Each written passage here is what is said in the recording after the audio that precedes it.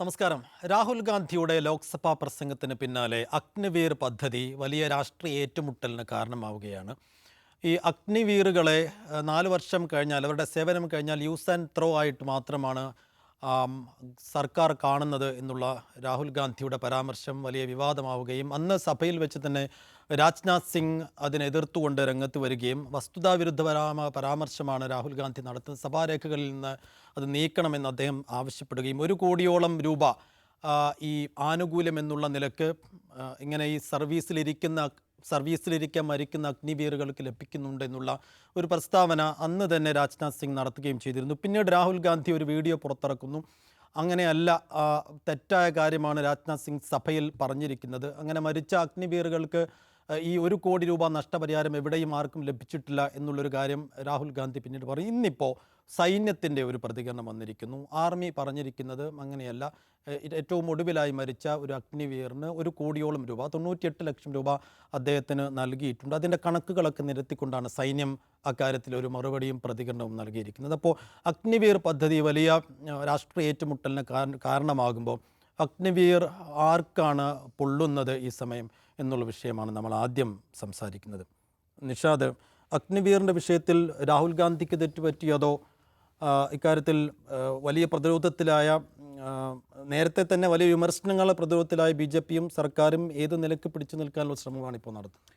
Saif, ഒന്നാമതെയും അഗ്നിവീറുമായി ബന്ധപ്പെട്ട് ഇപ്പോൾ ഉയർന്നു വന്നിരിക്കുന്ന പ്രശ്നം, അഗ്നിവീറിൻ്റെ ഭാഗമായി ജോലിയിലിരിക്കുകയും രക്തസാക്ഷിത്വം വരിക്കുന്ന ആളുകൾക്ക് എന്തുമാത്രം പൈസ കിട്ടുന്നുണ്ട് എന്നതിനെ ചൊല്ലിയാണ്.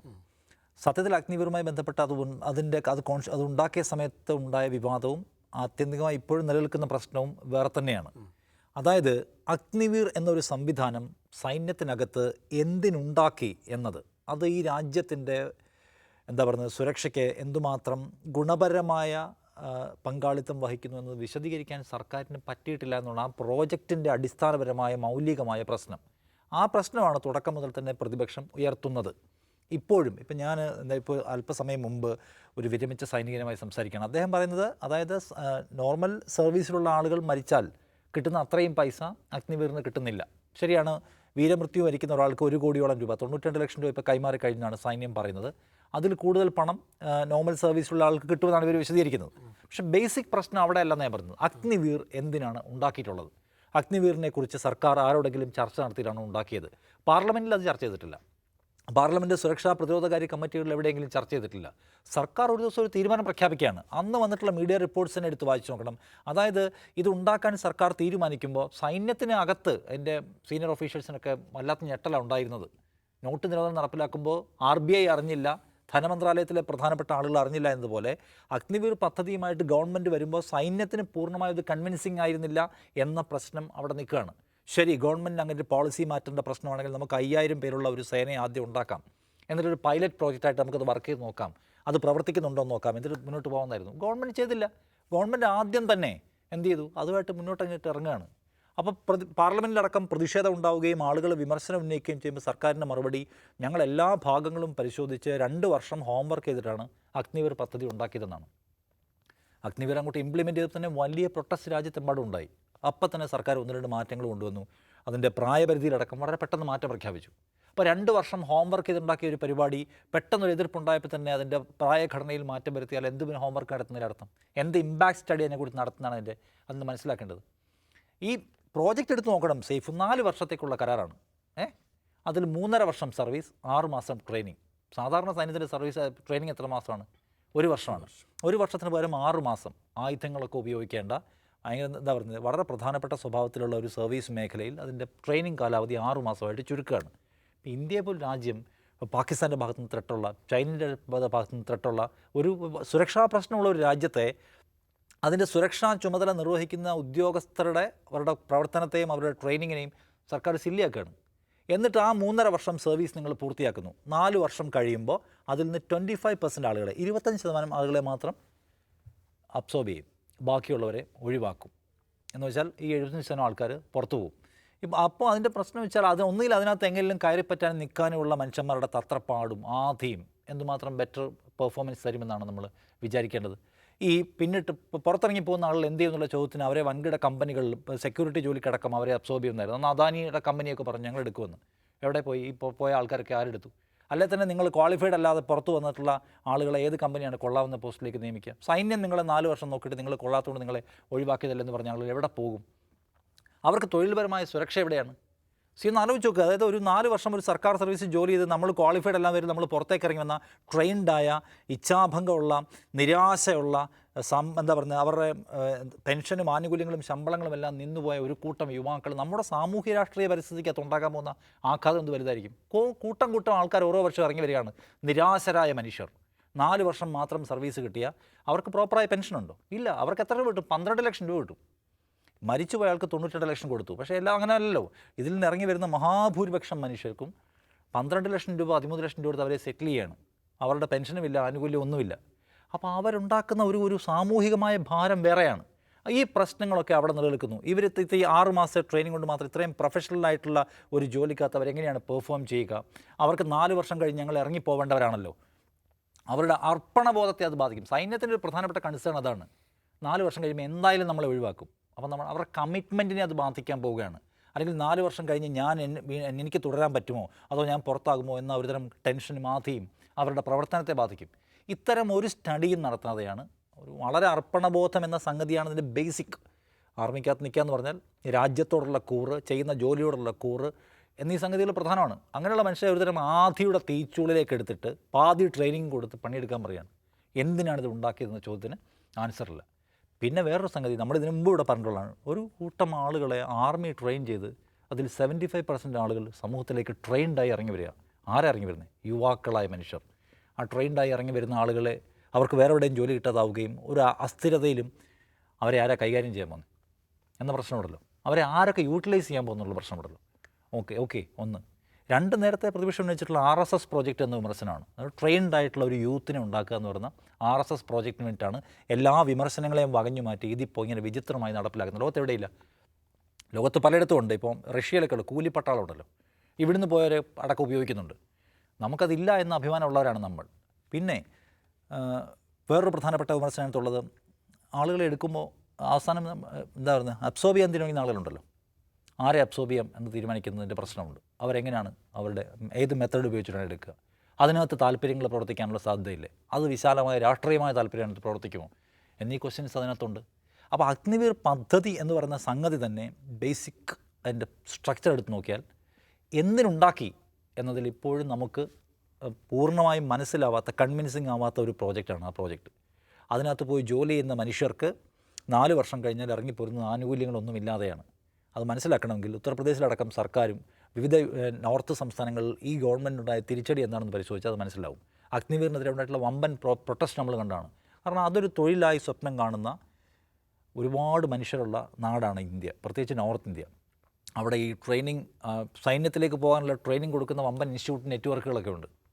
അത് കാരണം അതൊരു പ്രധാന നമ്മൾ ഈ മത്സര പരീക്ഷ എഴുതില്ല, അതുപോലെ അവിടെ അത് വലിയ മേഖലയാണ്. അവിടെ മനുഷ്യർ സമരം ചെയ്യുന്നു, പ്രൊട്ടസ്റ്റ് ചെയ്യുന്നു. ആ പ്രൊട്ടസ്റ്റ് പലതും നമ്മൾ കണ്ടില്ല എന്നുള്ളേ ഉള്ളൂ, മാധ്യമങ്ങൾ മുക്കിയതുകൊണ്ട്. അതിൻ്റെ ചൂട് സർക്കാർ അറിയുകയും ചെയ്തതാണ്. അപ്പോൾ അത് ആളുകൾക്ക് ഒരു തൊഴിൽ മേഖല എന്ന നിലയ്ക്ക് ഒരു വലിയ ഗ്രൂപ്പ് ഓഫ് മനുഷ്യർക്കുണ്ടാക്കുന്ന നിരാശ, സൈന്യത്തെ പോലെ ഹൈലി പ്രൊഫഷണൽ ആവേണ്ട പൂർണ്ണമായും എഫിഷ്യൻ്റ് ആയിരിക്കേണ്ട ഒരു സേനയ്ക്കുണ്ടാവേണ്ട തരത്തിലുള്ള നമുക്കുണ്ടാകുന്ന ആധികൾ, ഒപ്പം അവർക്ക് നിഷേധിക്കപ്പെടുന്ന ആനുകൂല്യങ്ങൾ, ഒപ്പം രാഷ്ട്രീയമായ ആശങ്കകൾ. ഈ ആശങ്കകൾ അവിടെ നിൽക്കുകയാണ്. അവ പരിഹരിക്കപ്പെടുക, അല്ലാതെ ഏതെങ്കിലും ഒരാൾ ഒരു രക്തസാക്ഷിത്വം വരിച്ച ആൾക്ക് 92 ലക്ഷം രൂപ കൊടുത്തു എന്നതുകൊണ്ടല്ല. അവിടെയല്ല അഗ്നിവീറിൻ്റെ പ്രശ്നം മാർക്ക് ചെയ്യേണ്ടത്. പ്രശ്നം ഇപ്പുറത്ത് വിപുലമായി തന്നെ കിടക്കുകയാണ്. അത് ഈ ഗവൺമെൻറ്റിനെ കൊണ്ട് മറുപടി പറയിപ്പിക്കുക എന്നുള്ള ബാധ്യതയാണ് പ്രതിപക്ഷത്തിനുള്ളതെന്ന് എനിക്ക് തോന്നുന്നു. അജിംസ് ഹൈലി സെൻസിറ്റീവായ ഒരു ഏരിയയിൽ കാര്യമായ ഹോംവർക്കോ ചർച്ചകളോ ഒന്നും ഇല്ലാതെ നടത്തിയ ഒരു പദ്ധതി. അപ്പോൾ പ്രതിപക്ഷം ഇപ്പോൾ രാഹുൽ ഗാന്ധി ഈ മരിക്കുന്ന ആളുകളുടെ കാര്യത്തിലാണ് ഊന്നിയത്. കുറെ കൂടി ഇതിൻ്റെ മൊത്തത്തിൽ വിമർശനങ്ങളിലേക്ക് പ്രതിപക്ഷം ഊന്നണം, തിരുത്തിപ്പിക്കാനുള്ള ശ്രമങ്ങൾ വേണം എന്നുള്ള തോന്നലുണ്ടോ? അല്ല, രാഹുൽ ഗാന്ധിയുടെ പാർലമെൻറ്റ് പ്രസംഗത്തിൻ്റെ മെയിൻ ഫോക്കസ് അത് തന്നെയാണ്. അഗ്നിവീർ പദ്ധതി ഒരു എന്താണ് പറയുക ഒട്ടും പ്രായോഗികമല്ലാത്തൊരു പദ്ധതിയാണ്. ഇന്ത്യൻ സേനയുടെ മൊറയിലിനെ തകർക്കുന്ന ഒന്നാണ്. അതാണ് അദ്ദേഹം പറയാൻ ഉദ്ദേശിച്ചതിൻ്റെ പ്രധാനപ്പെട്ട കാര്യം. അദ്ദേഹം അതിൽ ഉദാഹരണമായിട്ട് പറഞ്ഞത് പഞ്ചാബിൽ നിന്നുള്ള അജയ് കുമാർ എന്ന് പറയുന്ന ഒരു ഷഹീദായ വീരമൃത്യു വരിച്ച ഒരു അഗ്നിവീറിൻ്റെ ഉദാഹരണം അദ്ദേഹം പറഞ്ഞു. അദ്ദേഹത്തിന് ഒരു കോമ്പൻസേഷനും സർക്കാരിൻ്റെ ഭാഗത്ത് നിന്ന് ലഭിച്ചിട്ടില്ല എന്നാണ് രാഹുൽ ഗാന്ധി പറഞ്ഞത്. രാഹുൽ ഗാന്ധി പറഞ്ഞത് പൂർണ്ണമായും സത്യമാണ്. അപ്പോൾ തൊട്ടുടനെ രാജ്നാഥ് സിംഗ് പറഞ്ഞു അങ്ങനെയല്ല, അദ്ദേഹത്തിന് 1 കോടി രൂപ ലഭിച്ചിട്ടുണ്ട്. രാഹുൽ ഗാന്ധി പറഞ്ഞത് തെറ്റാണ്. രാജ്നാഥ് സിംഗ് പറഞ്ഞതും ശരിയാണ്. അത് കഴിഞ്ഞ് ഇന്നലെ വൈകിട്ട് രാഹുൽ ഗാന്ധി ഒരു വീഡിയോ പുറത്തിറക്കി. രാജ്നാഥ് സിംഗ് പാർലമെൻറ്റിൽ പറഞ്ഞത് തെറ്റാണ്. അതായത് ശിവൻ്റെ ഒരു ഫോട്ടോ, ശിവഭഗവാൻ്റെ ഒരു ഫോട്ടോ വെച്ചിട്ടാണ് ശിവഭഗവാന്റെ മുമ്പിൽ നിന്ന് രാജ്നാഥ് സിംഗ് നുണ പറഞ്ഞു എന്ന് പറഞ്ഞുകൊണ്ട് രാഹുൽ ഗാന്ധി ഒരു വീഡിയോ പുറത്തിറക്കി. ആ വീഡിയോയിൽ ഈ പറയുന്ന അജയ് കുമാറിൻ്റെ അച്ഛൻ പറയുന്നുണ്ട് ഞങ്ങൾക്ക് ഒരു കോമ്പൻസേഷൻ ലഭിച്ചിട്ടില്ല എന്ന് പറയുന്ന ആ വീഡിയോ അദ്ദേഹം കാണിക്കുന്നുണ്ട്. രാഹുൽ ഗാന്ധി വീണ്ടും പറഞ്ഞ് രാഹുൽ ഗാന്ധി പറഞ്ഞ് ശരിയാണ്. 10:30 സൈന്യത്തിൻ്റെ ഒരു സ്റ്റേറ്റ്മെൻറ്റ് പുറത്തിറങ്ങി. ഇങ്ങനൊരു പ്രചാരണം നടക്കുന്നുണ്ട്, ശരിയല്ല, 98 ലക്ഷം രൂപയോളം, 98 സംതിങ് ലക്ഷം രൂപയോളം ഈ മരിച്ച അജയ് കുമാറിന് ലഭിച്ചിട്ടുണ്ട് എന്ന് പറയുന്നത്. സൈന്യം പറയുന്നതും ശരിയാണ്. അപ്പോൾ ഇതിൽ ആരാണ് നുണ പറയുന്നത് എന്നുള്ളൊരു പ്രശ്നമുണ്ടല്ലോ. ഇതിൽ യഥാർത്ഥ പ്രശ്നം ഈ അഗ്നിവീറുകളുടെ സേവന വേതന വ്യവസ്ഥകളുമായി ബന്ധപ്പെട്ടാണ്. അതായത് അഗ്നിവീറായിട്ട് ഒരാൾ എൻറോൾ ചെയ്ത് കഴിഞ്ഞാൽ 30,000 രൂപയാണ് ഫസ്റ്റ് ഇയർ അയാൾക്ക് സാലറി കിട്ടുക. അത് പിന്നീട് 4-ാം വർഷമാകുമ്പോൾ 42,000 രൂപയാവും. ഇതാണ് അയാളുടെ സാലറി. ഈ സാലറിയുടെ 30% നിർബന്ധിതമായി ഒരു സഞ്ചിത നിധിയിലേക്ക് മാറ്റും. 30% കഴിഞ്ഞിട്ടുള്ള തുകയെ ഇയാളുടെ കയ്യിലേക്ക് ലഭിക്കുകയുള്ളൂ. 30,000 രൂപയുടെ 30% എത്രയാണെന്ന് സേഫ് ആലോചിച്ച് നോക്കുക. അപ്പോൾ അയാളുടെ കയ്യിൽ എത്ര രൂപ കിട്ടും? ഈ സഞ്ചിത നിധിയിലേക്ക് മാറ്റിക്കഴിഞ്ഞാൽ ഇയാൾ 4 വർഷം കഴിഞ്ഞ് ഇയാൾ പിരിഞ്ഞു പോകും. പിരിഞ്ഞു പോകുമ്പോൾ അയാൾക്ക് ആ സഞ്ചിത നിധിയിൽ നിന്നുള്ളത് എക്സ്ഗ്രാഷ്യ എന്ന് പറഞ്ഞാൽ അത് സ്റ്റാറ്റ്യൂട്ടറി അല്ല. എക്സ്ഗ്രാഷ്യ എന്ന് പറഞ്ഞു കഴിഞ്ഞാൽ ഈ തുക, ഈ 30% തുക പിടിക്കുന്നതോടൊപ്പം സർക്കാരും അത്രയും തുക നിക്ഷേപിച്ചുകൊണ്ട് ഇയാൾക്കൊരു തുക കൈമാറുന്നു. ഈ തുക കൈമാറുന്നത് എന്തിനാണെന്ന് വെച്ചാൽ ഈ 4 വർഷം ജോലി ചെയ്തതിന് ശേഷം അയാൾ സമൂഹത്തിലേക്ക് വരികയാണല്ലോ, അയാൾക്ക് എന്തെങ്കിലും ജോലി ചെയ്ത് ജീവിക്കണമല്ലോ പിന്നീട്. അപ്പോൾ ആ ജോലി ചെയ്ത് ജീവിക്കാൻ ആവശ്യമായൊരു തുക കൊടുക്കുന്നു എന്നാണ് അതിനർത്ഥം. അപ്പോൾ ഈ പോകുന്നവർക്കൊക്കെ 1 കോടി കിട്ടും എന്നല്ല, അത് മരിക്കാതെ ജീവനോടെ പോകുന്ന അഗ്നിവീറുകൾക്ക് 1 കോടി രൂപ ലഭിക്കില്ല.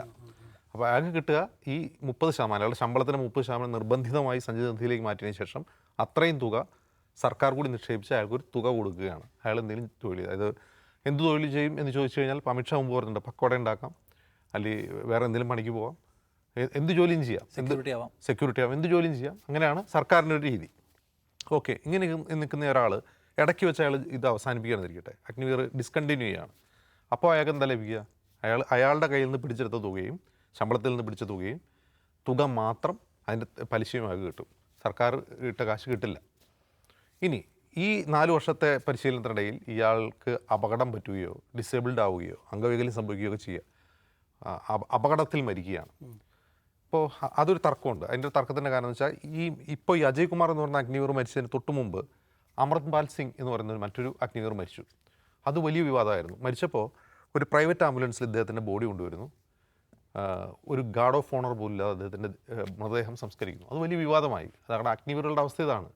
അതായത് ഷഹീദായി കഴിഞ്ഞാൽ ഒരു അഗ്നിവീറിൻ്റെ അവസ്ഥ ഇതാണ്. അപ്പോൾ രാഹുൽ ഗാന്ധി ചോദിക്കുന്ന ഒരു ചോദ്യം ഇതാണ്, അമൃത്പാൽ സിംഗിനും അജയ് കുമാറിനൊന്നും ഷഹീദ് എന്ന് വിളിക്കില്ല മോദി എന്നാണ് അദ്ദേഹം പറയുന്നത്. അത് സത്യമാണ്. അതിൻ്റെ കാരണം വെച്ചാൽ ഡ്യൂട്ടിക്കിടയിൽ മരിക്കുന്ന ഏത് ജവാന്മാരെയും നമ്മൾ വാർത്ത കൊടുക്കുമ്പോൾ തന്നെ വീരമൃത്യു വരിച്ചു എന്നാണ് കൊടുക്കുക, അല്ലേ? വാർത്ത കൊടുക്കുമ്പോൾ തന്നെ വീരമൃത്യു എന്ന വാക്കാണ് ഉപയോഗിക്കുക. പക്ഷേ ഷഹീദ് എന്ന് പറയുന്നൊരു പദവിയുണ്ട്. ആ പദവി ലഭിക്കുന്നത് നമ്മൾ യുദ്ധം ചെയ്യുമ്പോഴോ അല്ലെങ്കിൽ ഡ്യൂട്ടിക്കിടയിൽ ആക്രമണത്തിലൊക്കെ മരിക്കുന്ന ആളുകൾക്കാണ് നമ്മൾ ഷഹീദ് എന്ന് വിളിക്കുക. സൈന്യത്തിൽ അങ്ങനെ ഷഹീദ് എന്ന് വിളിപ്പേരുണ്ട്. 2015 അന്നത്തെ ആഭ്യന്തര സഹമന്ത്രിയായിരുന്ന കിരൺ റിജിജു പാർലമെൻറ്റിൽ ഒരു മറുപടി കൊടുക്കുന്നുണ്ട്. ആ മറുപടിയിൽ അദ്ദേഹം പറയുന്നത് ഷഹീദ് എന്ന വാക്ക് ഇന്ത്യൻ ആർമിയിലോ ഇന്ത്യയുടെ ആംഡ് ഫോഴ്സിലോ അല്ലെങ്കിൽ CRPFലോ എവിടെയും ഒരു കാഷ്വാലിറ്റി, ഒരു അപകടത്തിൽ വന്ന് മരിച്ച ആൾക്ക് ഉപയോഗിക്കാൻ പാടില്ല എന്ന് സർക്കാരിൻ്റെ നിലപാടായിട്ട് അദ്ദേഹം പാർലമെൻറ്റിൽ പറയുന്നുണ്ട്. ഓക്കെ, ഇപ്പോൾ ഈ അജയ് കുമാറിൻ്റെ മുമ്പ് തൊട്ട് മരിച്ച, ഞാൻ മുമ്പ് പറഞ്ഞല്ലോ, ഗാർഡ് ഓഫ് ഓണർ കൊടുത്തില്ല എന്നുള്ള വിവാദം ഉണ്ടായല്ലോ, അമൃത്പാൽ സിംഗ്. അദ്ദേഹത്തിന് എന്തുകൊണ്ട് ഗാർഡ് ഓഫ് ഓണർ കൊടുത്തില്ല എന്നുള്ളതിന് സൈന്യ ഒരു വിശദീകരണം കൊടുത്തിട്ടുണ്ട്. സൈന്യം കൊടുത്ത വിശദീകരണം, അദ്ദേഹം മരിച്ചത് ശത്രുക്കളുടെ വെടിയേറ്റിട്ടല്ല, അദ്ദേഹം ആയുധം ഉപയോഗിച്ച് പരിശീലനം നേടിക്കൊണ്ടിരുന്നപ്പോൾ അബദ്ധത്തിൽ അദ്ദേഹത്തിന് തന്നെ വെടിയേറ്റാണ് അദ്ദേഹം മരിച്ചത്, അതുകൊണ്ടാണ് ഗാർഡ് ഓഫ് ഓണർ കൊടുക്കാഞ്ഞതെന്നാണ് പറയുന്നത്. അപ്പോൾ ഒന്ന്, ഷഹീദ് എന്ന പദവി ഇനിയിപ്പോൾ യുദ്ധത്തിൽ ഏർപ്പെട്ട് ഒരു അഗ്നിവീർ മരിച്ചാൽ ഷഹീദ് എന്ന പദവി കിട്ടില്ല, അങ്ങനെ വിളിക്കില്ല. 2, സൈന്യത്തിൽ നിർബന്ധിതമായും ഒരു സൈനിക സേവനത്തിനിടെ മരിച്ചാൽ ലഭിക്കുന്ന കോമ്പൻസേഷൻ ലഭിക്കുന്നില്ല. പകരം എന്താ ലഭിക്കുന്നത്? രാജ്നാഥ് സിംഗ് പറയുന്ന 1 കോടി രൂപ എന്താണ്? ആദ്യം ഞാൻ പറഞ്ഞ സഞ്ചിത നിധിയിൽപ്പെട്ട തുക. ആ തുക കൂടാതെ ഇവർക്കൊരു ഇൻഷുറൻസ് ഉണ്ട്. ആ ഇൻഷുറൻസ് തുകയാണ്. അതിന് സർക്കാരിൻ്റെ കയ്യിൽ നിന്നൊരു പൈസ, സർക്കാർ കൊടുക്കുന്ന നഷ്ടപരിഹാരം അല്ല, അതൊരു ഇൻഷുറൻസ് കമ്പനി കൊടുക്കുന്ന നഷ്ടപരിഹാരമാണ്. അപ്പോൾ ഈ സഞ്ചിത നിധിയിലെ തുകയും ഈ പറയുന്ന ഇൻഷുറൻസ് തുകയും കൂട്ടിയ തുകയാണ് ഈ 98 ലക്ഷം രൂപ എന്ന് പറയുന്നത്. സർക്കാർ ഒരു പൈസ നഷ്ടപരിഹാരം ഒരു അഗ്നിവീർ 65 കൊടുക്കണമെന്നല്ലേ ആർമി പറയുന്നത്? അത് ഈ എക്സ്ഗ്രാഷ്യ, ഈ സഞ്ചിത നിധിയിലെ തുകയിലെ കുറച്ച് ബാക്കി തുക കൂടി കൊടുക്കുമെന്നാണ് പറയുന്നത്. ഇനി മറ്റൊരു കാര്യം, ഇതോടൊപ്പം പലപ്പോഴും സംസ്ഥാന സർക്കാരുകൾ ധനസഹായം പ്രഖ്യാപിക്കും അഗ്നിവീറുകൾക്ക്. ഇപ്പോൾ ഈ അമൃതപാൽ സിംഗിൻ്റെ കാര്യത്തിലും ഈ അജയ് കുമാറിൻ്റെ കാര്യത്തിലും അതത് സംസ്ഥാന സർക്കാരുകൾ ഒരു 10 ലക്ഷം രൂപ മറ്റോ ധനസഹായം പ്രഖ്യാപിച്ചിരുന്നു. അതുകൂടി കൂട്ടിയുള്ള തുകയാണ് പറയുന്നത്. പക്ഷേ എന്ത് കൂട്ടിയാലും 1 കോടി രൂപ ആർക്കും കിട്ടാൻ പോകുന്നില്ല. 1 കോടി രൂപ നഷ്ടപരിഹാരമായിട്ട് കിട്ടുന്നില്ല, പകരം കിട്ടുന്നത് ഒന്നി ഇൻഷുറൻസ് ആണ്. അപ്പോൾ അവർക്ക് ഇൻഷുറൻസ് തുക മാത്രമാണ് ലഭിക്കുന്നത്, മറ്റൊന്ന് പെൻഷൻ ലഭിക്കില്ല. ഒരു സൈന്യത്തിലൊരാൾ മരിച്ചു കഴിഞ്ഞാൽ അവർക്ക് പെൻഷൻ ലഭിക്കും, ഇവർക്ക് പെൻഷനേ ലഭിക്കില്ല. അപ്പോൾ ഇതിൽ രാജ്നാഥ് സിംഗ് പറയുന്നത് കളവാണ്, സൈന്യം തെറ്റിദ്ധരിപ്പിക്കുന്ന ഒരു ഇൻഫർമേഷനാണ് പുറത്തേക്ക് വിടുന്നത്. രാഹുൽ ഗാന്ധി പറയുന്നതിലും കൃത്യതയില്ല. രാഹുൽ ഗാന്ധി എന്താണ് പറയുന്നത്? രാഹുൽ ഗാന്ധി പക്ഷേ നുണ പറഞ്ഞിട്ടില്ല. രാഹുൽ ഗാന്ധി എന്താ പറയുന്നത്? രാഹുൽ ഗാന്ധി പറയുന്നത് ഇവർക്ക് കോമ്പൻസേഷൻ കിട്ടുന്നില്ല, അത് സത്യമാണ്. നഷ്ടപരിഹാരം അല്ല കിട്ടുന്നത്, അവർക്ക് കിട്ടുന്ന ഇൻഷുറൻസ് ആണ്. അപ്പോൾ ഇതാണ് അഗ്നിവീറുകളുടെ യഥാർത്ഥ പ്രശ്നം പുറത്തു കൊണ്ടുവരാൻ ഈ വിവാദം ഉപകരിക്കപ്പെടുമെങ്കിൽ അത് നല്ലതാണ്. പക്ഷേ ഇതിലൊരു പ്രശ്നം എന്താണെന്ന് വെച്ചാൽ, നിഷാദ് വളരെ കൃത്യമായിട്ടോട് സൂചിപ്പിച്ചു, അഗ്നിവീർ പദ്ധതി എന്തിനു വേണ്ടിയാണ്? അത് നമ്മൾ കണ്ടാണ്. അപ്പോൾ അന്ന് വലിയ പ്രൊട്ടസ്റ്റുകൾ നടന്നു, മാധ്യമങ്ങളൊക്കെ ആ പ്രൊട്ടസ്റ്റുകളെ മുക്കിക്കളഞ്ഞു.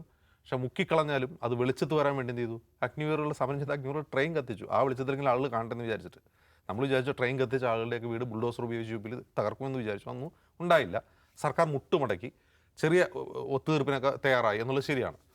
പക്ഷേ അഗ്നിവീർ പദ്ധതി ദീർഘകാലത്തേക്ക് ഇന്ത്യൻ സമൂഹത്തിൽ വലിയ പ്രശ്നം ഉണ്ടാകാൻ പോകുന്നൊരു പദ്ധതിയാണ്. അതിന് 2 കാരണമുണ്ട്. ഒന്ന്, ഏറ്റവും കൂടുതൽ സൈനിക് സ്കൂളുകൾ നടത്തുന്നത് ഇന്ത്യയിൽ RSS ആണ്. സൈന്യത്തിലേക്ക് ആളുകളെ റിക്രൂട്ട് ചെയ്യാൻ വേണ്ടി നമ്മുടെ കേരളത്തിൽ പോലും ഉണ്ട് അത്തരം സ്ഥാപനങ്ങൾ. സൈനിക് സ്കൂളുകളല്ലെങ്കിലും സൈന്യത്തിലേക്ക് ആളുകളെ റിക്രൂട്ട് ചെയ്യാൻ വേണ്ടി പരിശീലനം കൊടുക്കുന്ന സ്ഥാപനം മട്ടന്നൂർ പ്രവർത്തിക്കുന്നുണ്ട്, RSSൻ്റെ കീഴിൽ തന്നെ. അപ്പോൾ ഇന്ത്യയിൽ പല സംസ്ഥാനങ്ങളിലും അതുണ്ട്. അപ്പോൾ ഓൾറെഡി സൈന്യത്തിൽ RSSന് താല്പര്യം ആളുകൾ ട്രെയിൻ ചെയ്ത് കയറ്റുക എന്നുള്ള അവർ വർഷങ്ങളായി തുടരുന്ന ഒരു രീതിയാണ്. അങ്ങനെ ട്രെയിൻ ചെയ്ത് കയറ്റപ്പെട്ട ഒരാളാണ് കേണൽ ശ്രീകാന്ത് പുരോഹിത്. അയാളാണ് സൈന്യത്തിൽ ഉപയോഗിക്കുന്ന RDX അവിടെ നിന്ന് മോഷ്ടിച്ചുകൊണ്ട് വന്ന് മാലേഗാവിൽ 2 സ്ഫോടനം നടത്തിയത്. ഇതൊരു ഉദാഹരണമാണ്. ഇനി ഈ പുറത്തു വരുന്ന ആളുകൾ എന്ത് ചെയ്യും എന്നുള്ളൊരു പ്രശ്നമുണ്ട്. ഇപ്പോൾ റിക്രൂട്ട് ചെയ്യപ്പെടുന്നതിൽ 25% പേർ മാത്രം അബ്സോർബ് ചെയ്യപ്പെടുകയും ബാക്കിയുള്ളവർ പുറന്തള്ളപ്പെടുകയും ചെയ്യുകയാണല്ലോ. ഒരു 40 കൊല്ലം അത്തരം ആ പ്രോസസ്സ് തുടർച്ചയായി നടക്കുകയാണെന്നിരിക്കട്ടെ, നമ്മുടെ രാജ്യത്ത് സൈനിക പരിശീലനം ലഭിച്ച അസംതൃപ്തരായ കൃത്യമായ ജോലിയില്ലാത്ത ഒരു കൂട്ടം യുവാക്കൾ നമ്മുടെ സൊസൈറ്റിയിൽ ഉണ്ടാവുകയാണ്. യുവാക്കളാണെന്നുള്ളതാണ് ഈ സൊസൈറ്റിയിൽ സൈനിക പരിശീലനം ലഭിച്ച ഒരു കൂട്ടം യുവാക്കൾ ഉണ്ടാവുകയാണ്. ആ യുവാക്കൾ എന്താണ് ചെയ്യാൻ പോകുന്നത് എന്നുള്ളൊരു സോഷ്യൽ ഇഷ്യൂ കൂടിയാണ്. അവരെ ആരായിരിക്കും ഉപയോഗപ്പെടുത്തുക, അതിൻ്റെ ഗുണഭോക്താക്കൾ ആരാണ് എന്നുള്ളത് വളരെ പ്രശ്നമാണ്. ഇപ്പോൾ സൈനിക പരിശീലനം ലഭിച്ച സിവിലിയന്മാരുണ്ടാവുക ഒരു പ്രശ്നമൊന്നുമല്ല. അങ്ങനെയുള്ള രാജ്യങ്ങളുണ്ട്, നിർബന്ധിത സൈനിക സേവനമുള്ള രാജ്യങ്ങളുണ്ട്. ഇപ്പോൾ ഇസ്രായേലിൽ എല്ലാവരും നിർബന്ധിത സൈനിക സേവനം നടത്തണം ഒരു നിശ്ചിത പ്രായപരിധി വരെ. അപ്പോൾ അവർ പിന്നീട് എല്ലാവരും ആയുധം എടുത്ത് പോരാടും, അങ്ങനെ ആവണമെന്നില്ല. പക്ഷേ ഇത് പ്രശ്നം അവിടെയല്ല. സൈനിക പരിശീലനം ലഭിച്ച ഇന്ത്യ പോലൊരു രാജ്യത്ത് സൈനിക പരിശീലനം ലഭിച്ച കുറേയധികം യുവാക്കൾ തൊഴിൽ രഹിതരോ അസംതൃപ്തരായി നിൽക്കുക എന്ന് പറഞ്ഞാൽ ഇന്ത്യയെ സംബന്ധിച്ച് വലിയ ഛിദ്രത ഉണ്ടാക്കാൻ പോകുന്ന ഒരു പ്രശ്നമാണ്. അതാണ് യഥാർത്ഥത്തിൽ അഡ്രസ്സ് ചെയ്യപ്പെടേണ്ടത്. അങ്ങനെ അഡ്രസ്സ് ചെയ്യപ്പെടാനുള്ള ഒരു ചർച്ചയിലേക്ക് ഈ അഗ്നിവീർ വിവാദം മാറുകയാണെങ്കിൽ അത് വളരെ നല്ലതാണ്. തീർച്ചയായും ഇപ്പോഴത്തെ വിവാദങ്ങൾക്ക് അപ്പുറത്തേക്ക് അഗ്നിവീർ പദ്ധതിക്കകത്തെ ഗൗരവതരത്തിലുള്ള വിഷയങ്ങളിലേക്ക് കൂടി കാര്യങ്ങൾ എത്തണം. പ്രതിപക്ഷത്തിന് കുറെ കൂടി ഉത്തരവാദിത്തപൂർണ്ണമായ ഇടപെടലുകൾ ഉണ്ടാകും എന്ന് നമ്മൾ പ്രതീക്ഷിക്കുകയാണ്.